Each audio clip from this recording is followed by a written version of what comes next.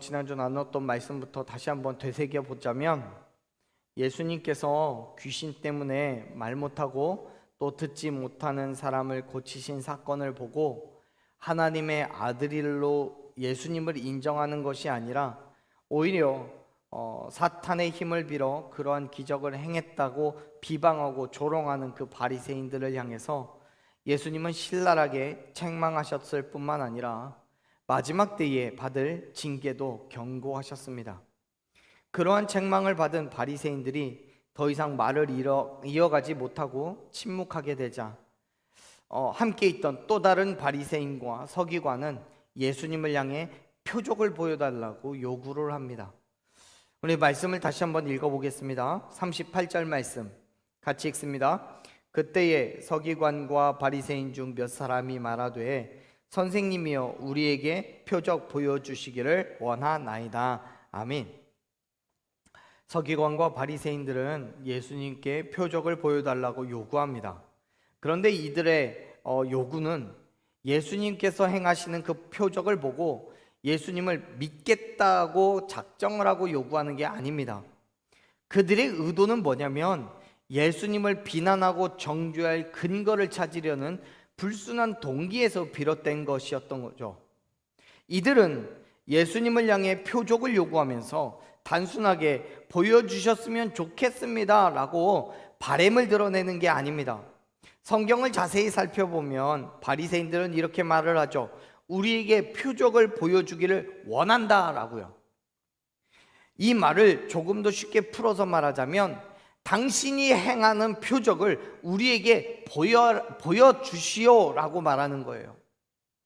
다시 말해서 이 서기관과 바리새인들은 예수님의 권위와 권세 앞에 굴복하고 예수님을 경외하겠다라는 의도를 가지고 표적을 기대하는 게 아니라 어디 한번 해볼 테면 해봐. 메시아도 아닌 주제에 메시아 행세를 해?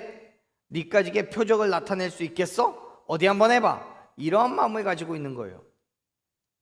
그렇습니다. 지금 서기관과 바리새인들은 예수님이 진짜 메시아일 수도 있기 때문에 표적을 구하는 게 아니에요. 그럴 수는 없다고 아예 결론을 내려놓고 그것을 증명하기 위해서 표적을 요구하는 거예요. 그런데 생각해 보세요.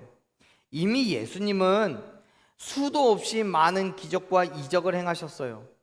지금 이 사건만 하더라도 앞에서 말씀드렸듯이 귀신 들려 눈 멀고 말 못하는 사람을 고치신 이후에 일어난 일이라는 것을 생각한다면 지금 이와 같은 서기관과 바리새인들의 요구는 말도 안 되는 거예요. 왜요? 만약 예수님을 믿겠다고 작정했다면 22절에 기록된 사건으로 얼마든지 믿을 수 있기 때문에요. 귀신 들린 사람의 말 못하고 눈먼 그 사람을 고치신 사건으로 얼마든지 믿을 수 있어요. 보세요. 실제로 23절의 말씀을 보면 예수님께서 귀신 들린 사람을 고치신 이후에 그 모든 기적을 봤던 사람들은 놀라서 말합니다. 뭐라고요? 다윗의 자손이 아니냐고요. 즉 이 사람이 바로 예언된 메시아 아니겠느냐고 그렇게 말하는 거예요. 무슨 말입니까? 예수님을 메시아로 인정하려고 했다면 얼마든지 가능하다는 거예요. 그런데 바리새인과 서기관들에게는 애당초 그럴 마음이 없었어요. 그래서 비난하고 정죄할 근거를 찾으려고 표적을 보여내라고 얘기하는 거예요. 사랑하는 여러분, 어떤 믿음의 결단으로 예수 그리스도 앞에 나오셨습니까? 아무리 기적을 보여주어도 예수님을 믿지 않는다면 그 기적은 우리에게 소망이 될 수 없다는 것을 믿으시길 바랍니다. 몇 주 전에 우리 교회 도서관에서 진행하던 책을 읽고 마술을 배우던 그 수업이 끝났습니다. 모든 회차가 끝났어요. 마술을 배울 때 아이들의 눈망울은요 너무너무 기대하고 신기하다는 그 마음이 묻어나 있어요. 그런데 재밌는 게 있었어요. 강사 선생님이 먼저 시범으로 마술을 보여주고 나면요 아이들은 한결같이 이야기합니다. 나 저거 어떻게 했는지 알겠어. 나 자세히 봤거든. 나는 못 속이지. 나는 봤어. 선생님 빨리 가르쳐 주세요. 마술을요, 신기하고 흥미로운 공연으로 보면서 즐기는 게 아니고요, 강사 선생님이 마술을 공연할 때마다 분석하고 파헤치고 어떻게 해서든 해법을 알아내고야 말겠다는 그런 각오를 가지고 마술을 봐요. 여러분, 이게 동심이 없어서가 아니에요. 마술을 실제가 아닌 눈속임이라고 믿기 때문에 그런 거예요. 사실 눈속임이란 건 맞죠. 하지만 신기하고 화려한 마술을 그냥 그 자체로 즐기면 되는데, 남보다 먼저 해법을 알아내서 아는 척하고, 저 사람은 마술사지만 남은 속이는 사람이야 라고 정죄하고 싶은 거예요. 어쩌면 지금 서기관과 바리새인들은요, 크게 다르지 않을 거예요.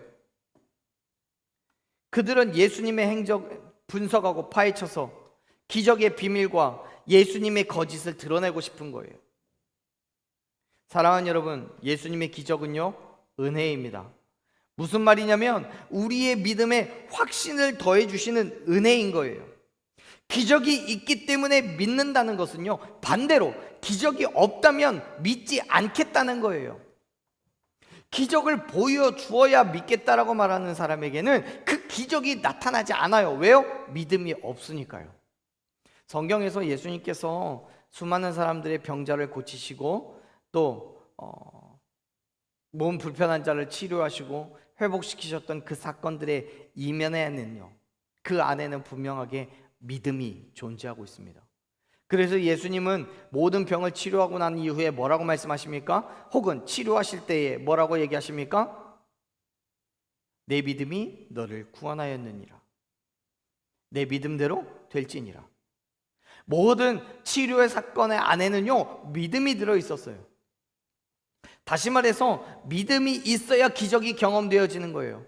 근데 그렇지 않고 기적을 보고 믿겠다라고 말하는 건요, 믿음이 없다는 것을 증명하는 거예요. 여러분, 믿음이 없는 자에게 표적을 보여주는 것은 마치 개에게 진주를 던져주는 것처럼 무의미하다고 성경은 말씀하고 있어요. 그렇습니다. 사랑하는 여러분, 기적은요, 하나님의 말씀과 진리의 권위를 깨닫게 하시기 위하여 주시는 은혜임을 믿으시길 바랍니다. 하나님께서 우리의 믿음에 믿음을 더하시기 위하여 우리의 필요를 채우시는 것이고 간구함에 응답하시는 거예요. 아무런 믿음이 없는데 그냥 내가 너를 치료해 줄게, 너에게 믿음을 주기 위해서 얘가 기적을 베풀어 줄게, 그런 게 아니라는 거예요. 사랑하는 여러분, 먼저 믿으십시오. 예수 그리스도의 죽으심과 부활하심을 믿으시기를 축원합니다. 그리고 그 믿음에 믿음을 더하기 위하여 우리의 믿음을 세상 가운데 드러내기 위하여 기적을 소망하십시오. 하나님의 살아계심과 능력과 그의 권세를 확신하기 위하여 기적을 간구하십시오. 하나님의 역사심을 경험하게 될 줄로 믿습니다. 서기관과 바리새인이 표적을 보여달라고 요청한 것에 대해서 예수님께서는 39절부터 이렇게 대답하십니다. 우리 먼저 39절 말씀을 같이 한번 읽어보겠습니다. 39절, 예수께서 대답하여 이르시되 악하고 음란한 세대가 선지자 요나의 표적밖에는. 아멘. 예수님께서는 당신에게 표적을 보여달라고 말하는 그들을 악하고 음란한 세대라고 규정하셨어요. 여기에서 이 음란하다는 말은요, 헬라어 단어로 간통하다, 간음하다 이런 의미를 가지고 있습니다. 그런데 이러한 의미는요, 사람과 사람 관계에서 사용될 때 그러한 의미가 있고요, 이 단어가 하나님과 사람 관계에 있어서 사용이 되면 하나님께 신실하지 못한 사람, 신앙을 버린 사람, 이런 의미를 가지고 있습니다. 즉 예수님은 하나님께 신실하지 못한 신앙을 가지고 있는, 하나님을 향한 신앙을 버린 악한 세대라고 말씀하고 있는 거예요. 하지만 보세요, 여러분, 예수님께서 그렇게 규정하고 있는 그 사람들의 정체성은 무엇입니까? 바리새인이고요, 서기관이에요. 다시 말해서 이들은요, 하나님을 믿는 사람들이라는 거예요. 그럼에도 불구하고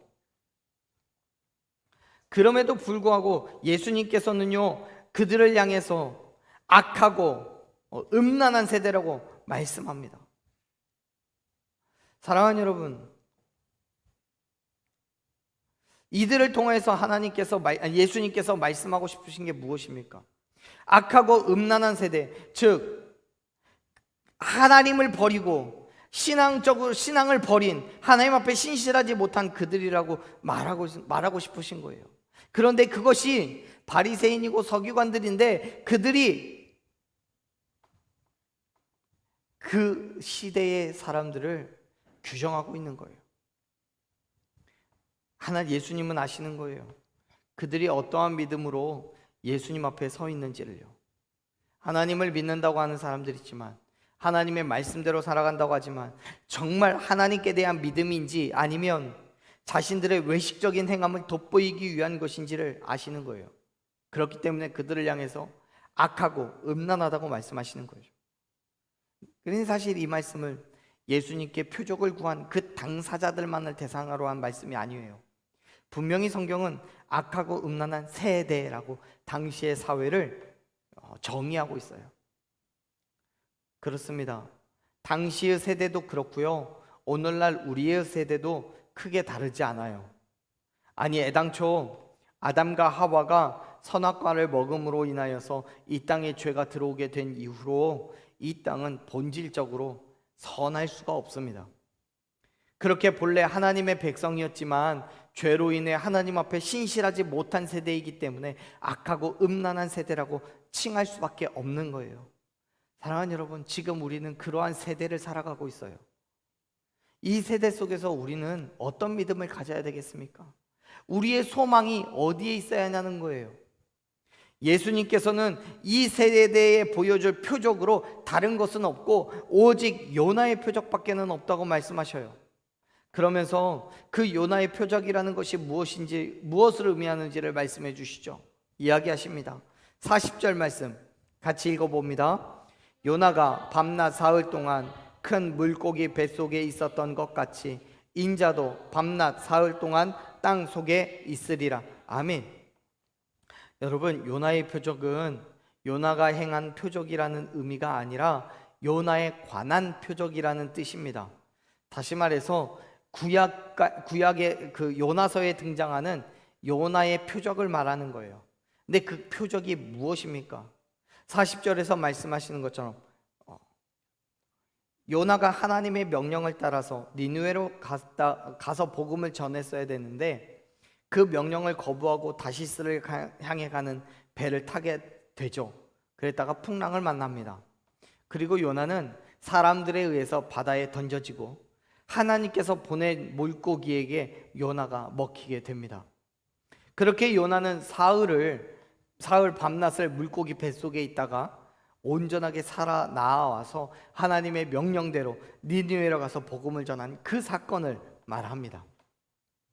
예수님께서는 이 말씀을 하시면서 당신이 요나와도 같이 죽으신 이후에 3일 만에 부활하심으로 예수님께서 분명하고도 확실한 하나님의 아들이시며 메시아로 이 땅에 오셨다는 것을 보이시겠다고 말씀하시는 거예요. 사실 생각해 보면요, 이보다 더 확실한 표적은 없습니다.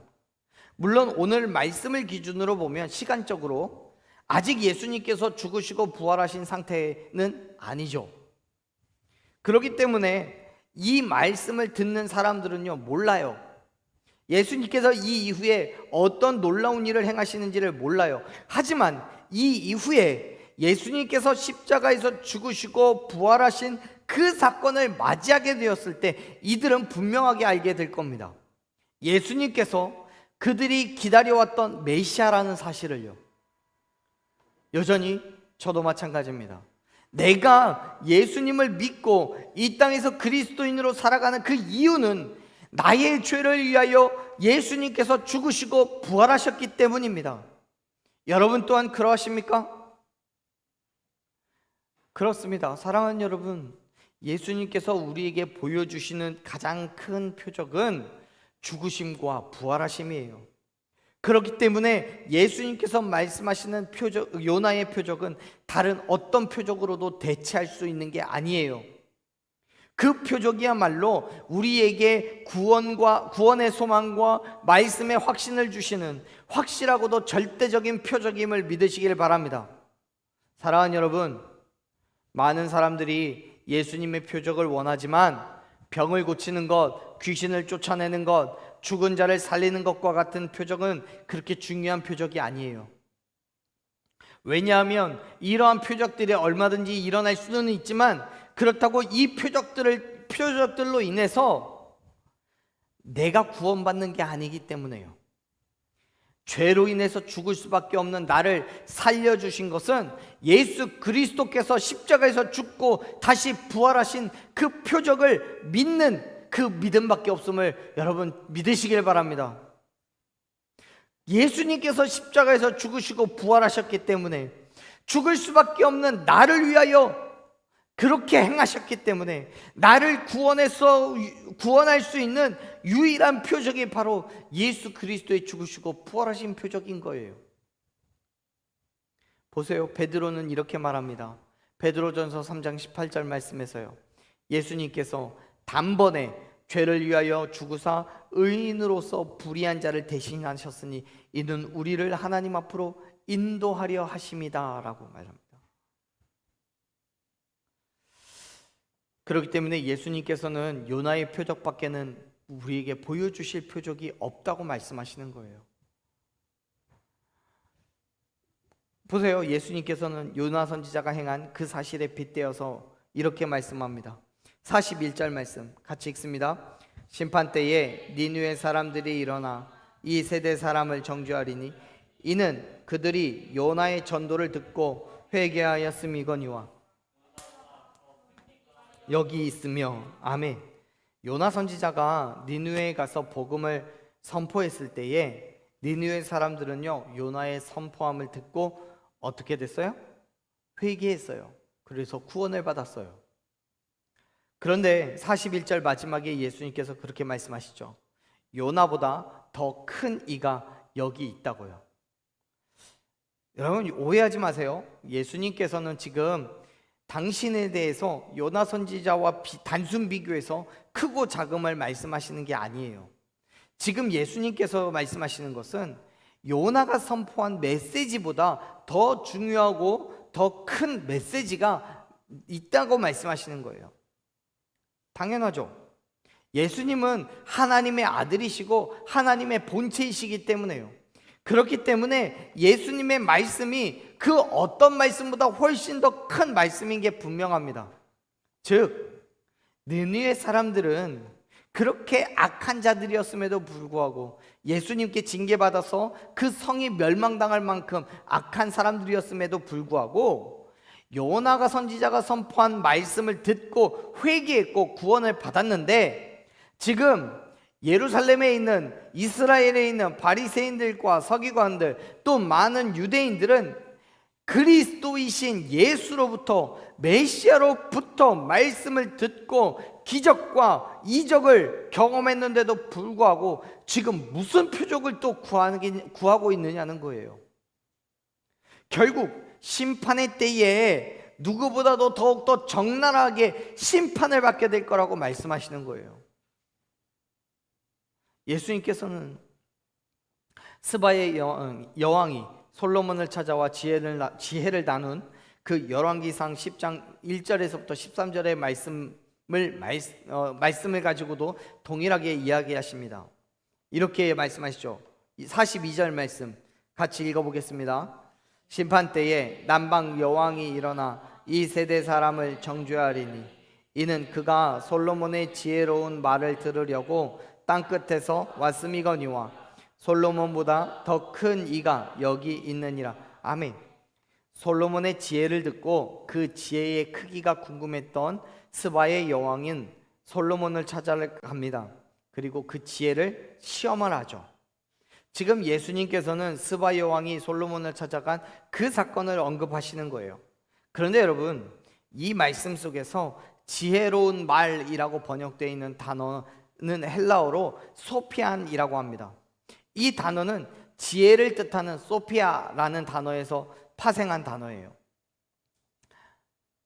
지식과는 구별되어 있는 지혜를 말해요. 여기에서 여러분 우리가 오해하지 말아야 될 것은, 지금 예수님께서 말씀하시는 것은 남방 여왕이, 이 스바 여왕이 단순히 솔로몬의 지혜가 궁금해서 솔로몬의 지혜를 확인해 보겠다고 온 게 아니라는 거예요. 지혜를 뜻하는 이 소피아라는 단어는요, 단지 지혜만을 의미하는 게 아니에요. 이 단어는 지혜는 지혜인데 이게 태어날 때부터 주어진 지혜가 아니라 배워서 익힐 수 있는 지혜를 의미합니다. 즉 스바의 여왕은 솔로몬의 그 지혜로운 말을 듣기 위해서 솔로몬을 찾아갔는데 단순히 그의 말을 듣기만 하는 것이 아니라 솔로몬의 지혜를 보고 듣고 또 알고 배우기 위해서 그 먼 길을 달려왔다는 거예요. 자, 이 말씀이 다시 마태복음 12장에 있는 예수님의 말씀으로 돌아와서 보면 예수님께서 이렇게 말씀하시는 거예요. 땅끝이라고 여길 만큼 먼 곳에 있는 그 남방의 여왕이 솔로몬의 지혜를 배우고 익히기 위해서 힘든 길을 지나서 갔던 것을, 솔로몬을 만났던 것을 기억하라고요. 그런데 지금 유대인들을 보세요. 바리새인들을 보세요. 서기관들을 보세요. 솔로몬의 지혜보다 더 완전한 지혜를 가지신 예수님과 같이 있는데, 예수님을 통하여 그 지혜의 가르침을 듣고 있는데도 불구하고 예수님을 믿지 않는 거예요. 그래서 42절 마지막에 예수님 말씀하시는 거죠. 솔로몬보다 더 큰 이가 여기 있다고요. 솔로몬의 지혜보다 더 완벽한 지혜, 완전한 지혜, 더 큰 지혜를 가지고 있는 예수님이 거기 있다고요. 그런데도 불구하고 아무도 예수님의 말씀에 귀를 기울이지 않는다고 질책하시는 거예요. 책망하시는 거예요. 아니, 누구보다 예수님을 적대시하고 어떻게든 흠을 잡아 끌어내리겠다라는 의도를 가지고 표적을 구하고 있었던 거예요.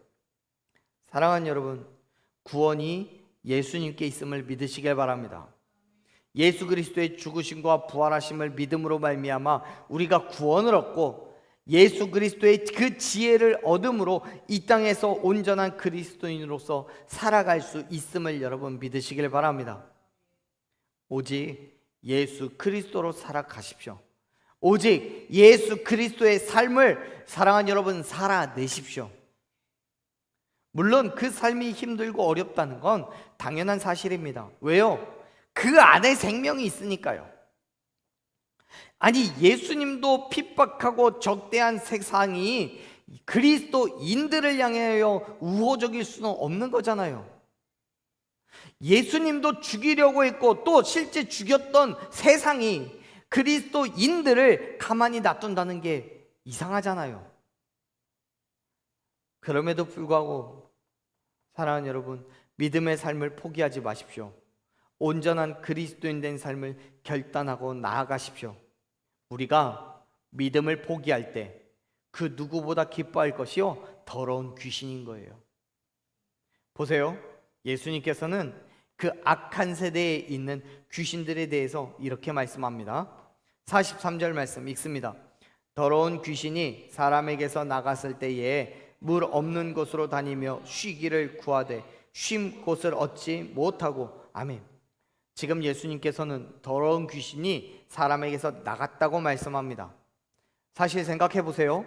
귀신이 사람에서 나갔을 때는요, 두 가지 이유밖에 없습니다.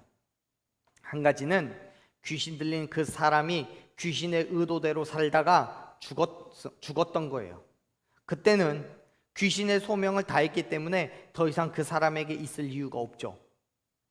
그리고 두 번째가 바로 우리 말씀 속에 있는 그 경우인데요, 두 번째는 누군가에 의해서 쫓겨나갔을 때입니다.